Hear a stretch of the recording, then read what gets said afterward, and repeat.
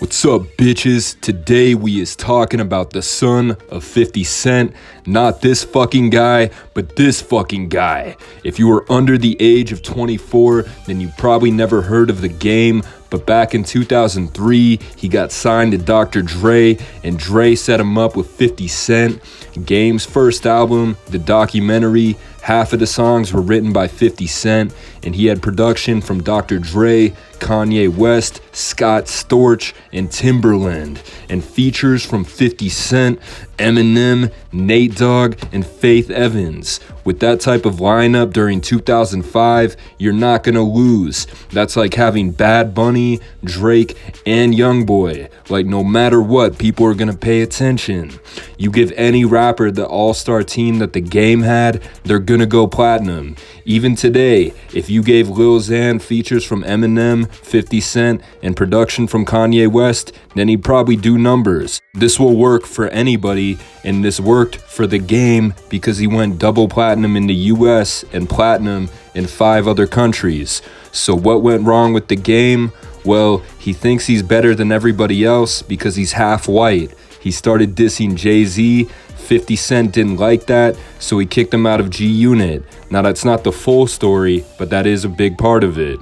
The Game has bipolar disorder, so sometimes he says he likes 50 Cent, sometimes he says he hates him, and to this day, they still go back and forth. Nonetheless, he could no longer make music with Dr. Dre, Eminem, and of course, 50 Cent. So his next album had features from Lil Wayne, Rick Ross, Fat Joe, T.I., Fergie, Jamie Foxx, Snoop, will.i.am, and Kanye West. And that's only like half of the features. This dude was like DJ Khaled in a sense that nobody wants to hear DJ Khaled alone, so he has to get a bunch of features from whoever's relevant.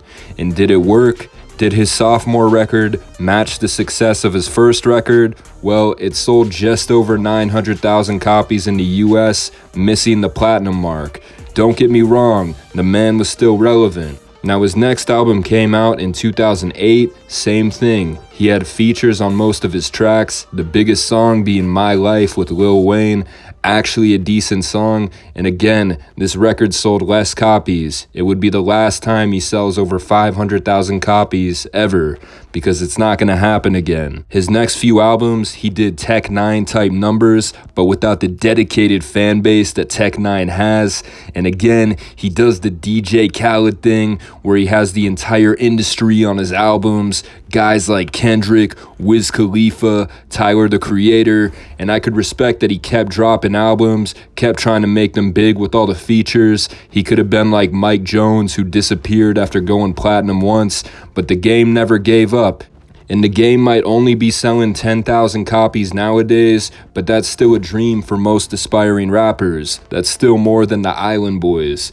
He started getting into financial trouble. In 2016, he assaulted a woman using his penis. That's a euphemism. I can't use the word rape, but she sued him, took control of his label, his album royalties, and he'd spent a lot of money on lawyers. Now you might be watching this video wondering, what's wrong with this guy? What did he do? Well, he scammed his fans. He was with it. If I was to pay for a spot to get on his mixtape, you know what I'm saying, that he was promoting.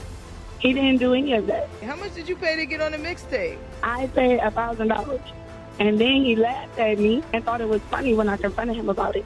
So I ended up putting out a diss verse to him. And you're sure it was the Game? You sure it wasn't like some other account? Oh, nah, it was him. So he made this little Instagram video, tagged in, saying that it was really him. If he inboxed us, DM him. You know what I'm saying? So he had me and 3 other people tagged in the video, and this is when he first started scamming it. Wow. So buyers beware. This woman called a radio show saying that she paid the Game $1,000 to get on his mixtape, and he didn't deliver. He actually did release the mixtape on SoundCloud, and every artist on it paid $500, maybe $1,000, thinking they were gonna get a song with the Game, and he wasn't even on most of these tracks. He didn't even post it on his main SoundCloud, but one called The Game Playlist with only 800 followers. So these people paid upwards of $1,000 to be featured on a SoundCloud profile that doesn't even have 1,000 followers. There were a handful of people who paid that didn't even get on the mixtape. And as you could see, Uli Took DM'd the game saying his budget was $4,000. The game responded by saying that's exactly how much he needs. He cash apped the game, and the game never delivered the verse. First of all, I didn't know Uli Took was handing out thousands. Second, why would you want a feature from the game? He can't even break the top 10 on the Billboard charts. Peso or Suede would be a better investment. Somebody who's on the rise, rather than somebody who sells less and less as they get older. Still, you shouldn't be able to get away with doing this type of thing. Game is at the point of his career where if he tours, only 100 people will show up. He's getting old. He's got to dye his pubic hair black. He might have back issues, early signs of erectile dysfunction. That's typical for somebody in their 40s. But what's he going to do 10 years from now? Is he still going to drop these DJ Khaled albums? Is he still going to be scamming fans? Something tells me he's going to be down bad. Anyway, let me know what you guys think of the game. I'm fucking out.